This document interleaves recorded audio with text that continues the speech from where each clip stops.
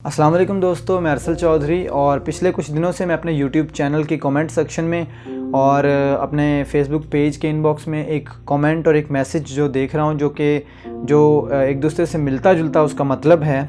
मुख्तलिफ़ लोगों के कमेंट्स और मैसेजेस हैं, लेकिन उनका मतलब एट द एंड एक ही है कि किसी शख्स ने हमें छोड़ दिया या किसी की मोहब्बत में हम गिरफ़्तार हो गए, उसने हमें छोड़ दिया, धोखा दे दिया, चीट किया, हमारा सब कुछ लुट गया, दुनिया बर्बाद हो गई, सब कुछ ख़त्म हो गया, मतलब उस शख्स के अलावा मेरे पास दुनिया में है ही कुछ नहीं करने को। तो ये ब्ला ब्ला और भी बहुत कुछ लिखा होता है। तो मतलब एट द एंड जो छोटा सा पॉइंट मैंने निकाला वो ये कि एक शख्स के छोड़ जाने से आपकी दुनिया ख़त्म हो जाती है, ये कहने का मतलब है सबका। तो मोहब्बत में अगर कोई हमें धोखा देता है तो वो क्यों देता है, सवाल ये पैदा होता है। सोचने वाली बात है कि आप किसी शख्स के साथ सिंसियर हैं, मुखलिस हैं, आप भी उससे बहुत प्यार करते हैं कि आप उसकी वजह से रो रहे हैं, उसके लिए रो रहे हैं। तो अगर आपकी इतना प्यार करने के बावजूद, इतनी मोहब्बत करने के बावजूद कोई शख्स आपको कैसे छोड़ के जा सकता है, वजह क्या है? क्या मुझे ये एक्सप्लेन करने की ज़रूरत क्यों पड़ी? क्या आपने कभी खुद से ये सोचने की कोशिश की है कि किसी शख्स ने अगर आपको छोड़ा, धोखा दिया तो क्यों दिया, वजह क्या है? आखिर कोई वजह तो होगी उसने आपको छोड़ा। सबसे पहली बात कि हमें देखना चाहिए कि आजकल जो मोहब्बत है, क्या वाकई में वो मोहब्बत है? मोहब्बत है क्या? जब किसी से मोहब्बत होती है तो इंसान की उसकी जो है ना, इंसान उसके साथ इतना अटैच हो जाता है कि उसके साथ जो है ना, उसकी यादों, उसकी मोहब्बत में गिरफ़्तार हो जाता है। लेकिन मैं आजकल की मोहब्बत को मोहब्बत नहीं कहता, क्योंकि मोहब्बत जो थी उसका मतलब कुछ और है, जो हम लोगों ने निकाला है वो कुछ और है। मोहब्बत उस चीज़ का नाम है कि सालों बाद भी अगर किसी का दीदार हो जाए आपको, आप पूरा 1 साल, 2 साल, 10 साल तक अपने महबूब के दीदार के लिए तरसते रहें और आपको 10 सालों में अगर एक दफ़ा भी उसका दीदार हो जाए तो वो मोहब्बत होती थी। लेकिन आजकल मोहब्बत का मतलब कुछ और है कि हम जो है वो डेली बात करें, हफ्ते में एक दफ़ा मिलें, या कुछ लोग रोज़ मिलते हैं, डेट पे जाएं, और बाकी चीज़ें मैं बोलना मुनासिब नहीं समझता कैमरे के सामने।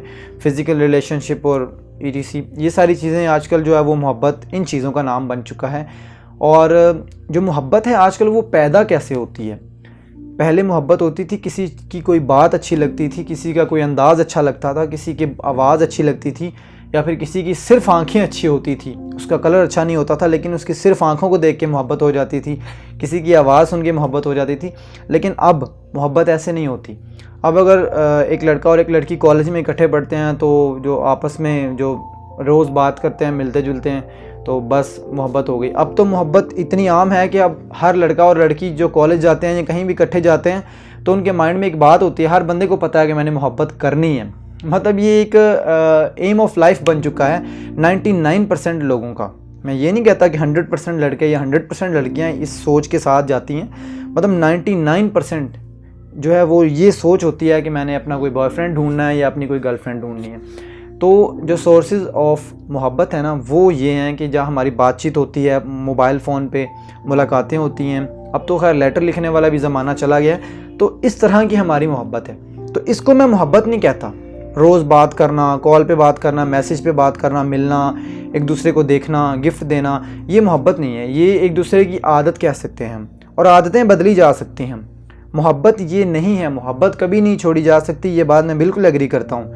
लेकिन जिसको आप मोहब्बत का नाम दे रहे हैं वो मोहब्बत नहीं है, वो सिर्फ आपके वक्त का ज़िया है, आपका टाइम वेस्ट है और पागलपन के सिवा कुछ नहीं है। वो मोहब्बत नहीं है, वो आदत है, और आदतें बनाई भी जा सकती हैं, बिगाड़ी भी जा सकती हैं, बदली भी जा सकती हैं। अगर आप किसी एक शख्स के साथ आपको आदत है, अगर आपको उसके मुतबादल कोई और शख्स मिल जाएगा तो आपकी आदत बदल जाएगी। मैं पहले भी कई वीडियोस में, कई लेक्चर्स में ये बात एग्जांपल दे चुका हूँ कि अगर मेरे पास ये एक सिंपल फ़ोन है तो अगर इसके एवज़ मुझे आईफोन मिल जाए या फिर सैमसंग का कोई बहुत अच्छा फ़ोन मिल जाए तो ऑब्वियसली मैं इसकी बजाय उसको जो है ना मैं प्रेफर करूँगा।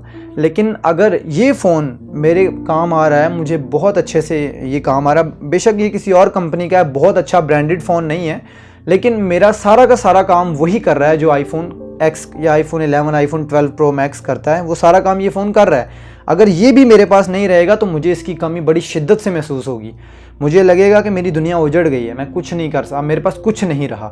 लेकिन अगर इसकी बजाय मुझे आईफोन मिल जाएगा तो मैं कहूँगा कि यार ये मुझे अच्छी ऑप्शन मिल गई है तो कोई बात नहीं, मुझे वो फ़ोन 1-2 दिन शायद अगर मेरी बड़ा इसके साथ लगाव होगा, बहुत ज़्यादा मुझे इस फ़ोन के साथ मेरी अटैचमेंट होगी तो मुझे 1-2 दिन फ़ील होगा कि यार मेरा फ़ोन वो भी अच्छा था, लेकिन मुझे अफसोस नहीं होगा क्योंकि मुझे उससे अच्छी चीज़ मिल चुकी है। ये इंसानी फ़ितरत है, मेरी नहीं, हर इंसान की ये फ़ितरत है।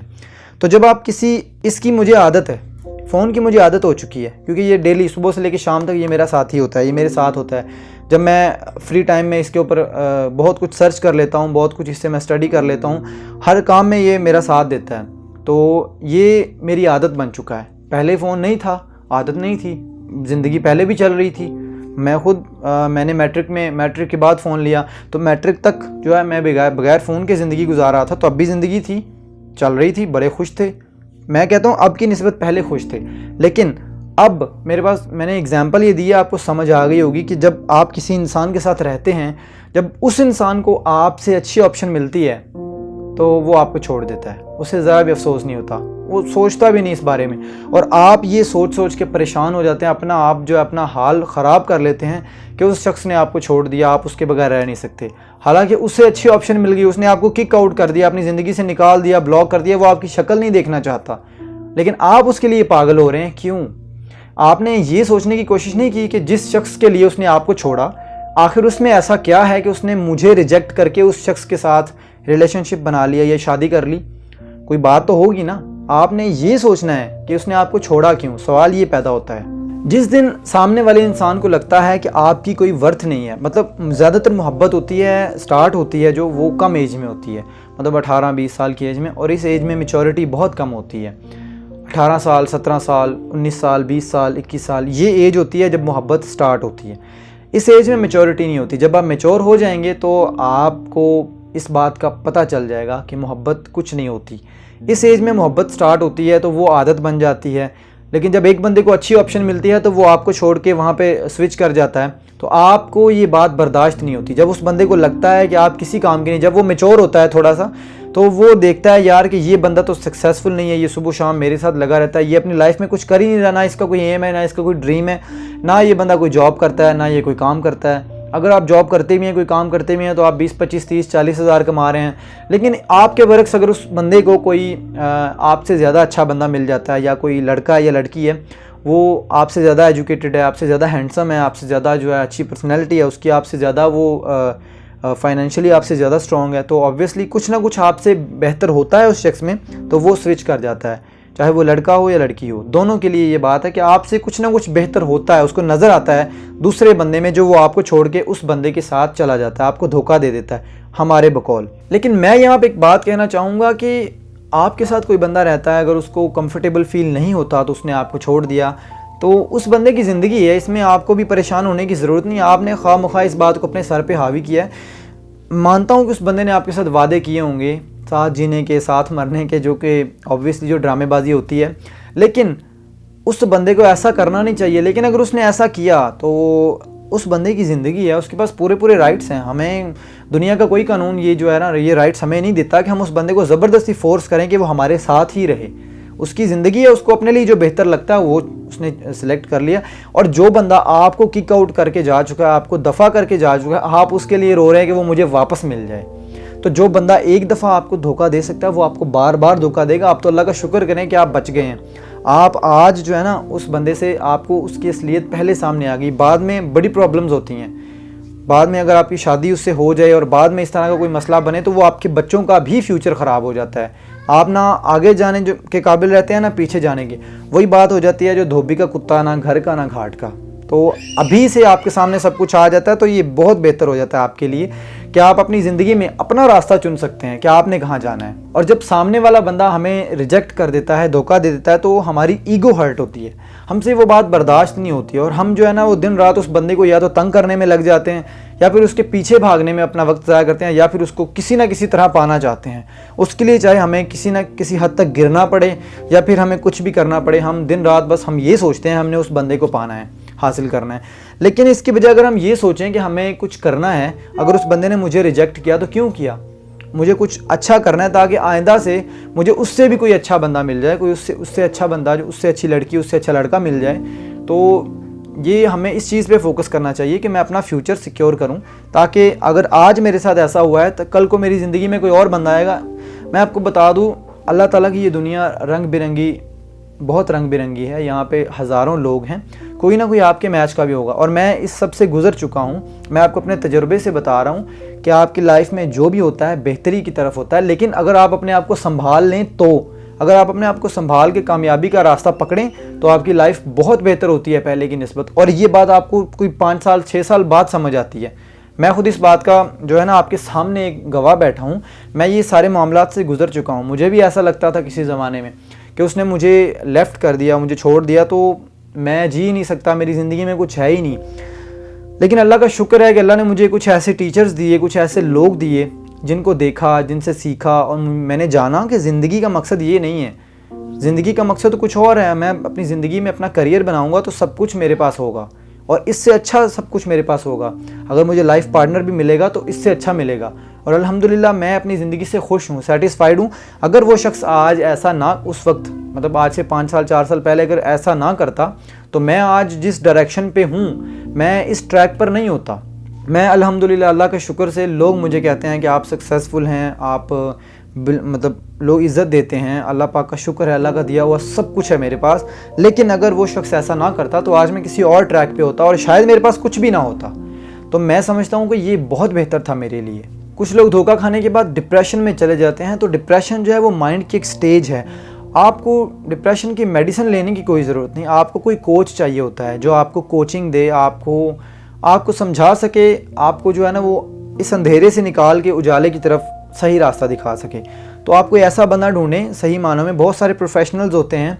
अब बहुत सारे लोग मुझसे कोचिंग ले लेते हैं, बहुत सारे लोग किसी साइकाइट्रिस्ट के पास चले जाते हैं, लेकिन साइकाइट्रिस्ट जो है वो मोस्टली आपको एंटी डिप्रेसेंट्स देते हैं, तो उनकी कोचिंग का कोई फ़ायदा नहीं होता। बेसिकली वो एंटी डिप्रेसेंट टैबलेट ही आपके ऊपर काम कर रही होती है। इसके ऊपर एक अलहदा से मेरा एक लेक्चर ऑलरेडी मौजूद है यूट्यूब पे, तो ये एक अलग टॉपिक है, ये एक अलग बात है। तो अगर आप डिप्रेशन में हैं, आप दिन रात उसी के ख्याल में रहते हैं, अगर आप परेशान रहते हैं, आपको कुछ भी अच्छा नहीं लगता, तो ये सारे, आपको भूख नहीं लगती, नींद नहीं आती, तो ये सारे डिप्रेशन के साइंस हैं। तो इसके लिए इसका बिल्कुल इलाज हो सकता है। ये एक ज़हनी कैफियत का नाम होता है और इससे आप निकल सकते हैं। ये कोई बीमारी नहीं है, बीमारी है मेडिकल फील्ड की ज़ुबान में, ये एक बीमारी ही है। इसको एक डिजीज़ ही कहा जाता है, मेंटल डिजीज़। लेकिन मैं इसको बीमारी नहीं समझता, मैं इसको एक ज़हनी कैफियत का नाम देता हूँ कि ये एक सोच है जो हमारे जहन में बैठ चुकी होती है और इस सोच को भुलाया जा सकता है, इससे निकला जा सकता है। अगर कोई चाहता है कि मैं किसी को गाइड करूँ तो मैं बिल्कुल हाजिर हूँ। मुझे बड़ी खुशी होगी कि मैं किसी इंसान की ज़िंदगी में बेहतरी का बायस बन रहा हूँ, और मेरी ज़िंदगी का मकसद ही ये है कि अपने यूथ को जो है वो सही ट्रैक दिखाना, उम्मत मुस्लिमा को सही रास्ता दिखाना ही मेरा असल मकसद है। तो मैं इसी वजह से आज आप लोगों के सामने बैठा हूँ। प्रॉब्लम्स हर किसी की लाइफ में होती हैं। अगर मैं आपके सामने बैठा हूँ तो इट डजेंट मीन कि मेरी लाइफ में कोई प्रॉब्लम्स नहीं है। परेशानियाँ हर किसी की ज़िंदगी में होती हैं, लेकिन अगर आपकी ज़िंदगी का कोई मकसद होगा, कोई एम होगा, कोई माइंडसेट होगा, कोई गोल होगा, तो वो परेशानियाँ आपको इतनी सी लगेंगी, आप उनको चुटकी बजा के हल कर लेंगे। लेकिन अगर आप फजूल ज़िंदगी आप जी रहे हैं जिसमें आपका कोई मकसद नहीं है, कोई गोल नहीं, कोई एम नहीं, तो आपको छोटी छोटी परेशानियां भी इतनी पहाड़ जितनी बड़ी बड़ी लगेंगी और आपको लगेगा कि मैं ये नहीं कर पा रहा, मैं ये नहीं कर सकता। लेकिन अगर आप माइंडसेट बनाएंगे, अपने एम के ऊपर फोकस करेंगे, अपने मकसद के ऊपर काम कर रहे होंगे, तो वो बड़ी बड़ी परेशानियां आप कहेंगे मैं ऐसे निपटा लूँगा चुटकी में, मैं तो इनसे ईजिली निपट सकता हूँ, इनको तो मैं अकेला ही काफ़ी हूँ, मैं संभाल लूँगा परेशानियों को। आप में एक कॉन्फिडेंस पैदा हो जाता है। मैं आपको यही कहना चाहूँगा कि एक इंसान जिसने आपको धोखा दिया, आपको छोड़ दिया, आपको जलील करके छोड़ा, आपकी उसने ज़रा भी परवाह नहीं की और आप उसके लिए रो रहे हैं, परेशान हो रहे हैं, आप अल्लाह का शुक्र करें कि वो शख्स आपकी ज़िंदगी से दफ़ा हो गया। उसकी असलियत बड़ी पहले आपके सामने अल्लाह ताला ने ला के रख दी, आपको उसकी असलियत का पता चल गया। उसको दफ़ा करें, वो आपको डिज़र्व नहीं करता था, वो शख्स आपके काबिल ही नहीं था।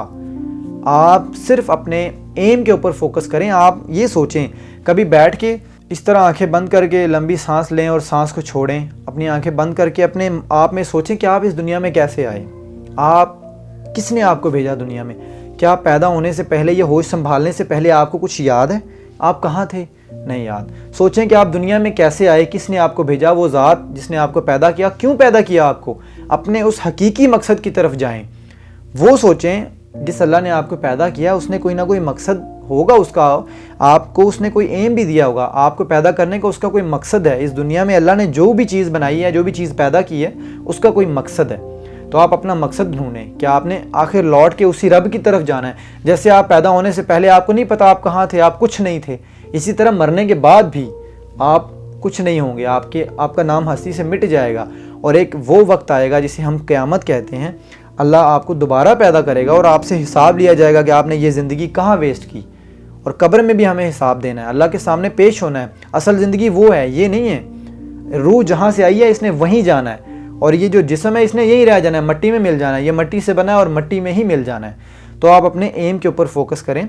आपको अल्लाह ने पैदा किया है तो आप अपने आप को इस तरह से अपनी ज़िंदगी को इन्वेस्ट करें कि आप दूसरों के लिए किसी न किसी फ़ायदे का बायस बन सकें। Thank you so much. खुदा हाफिज़।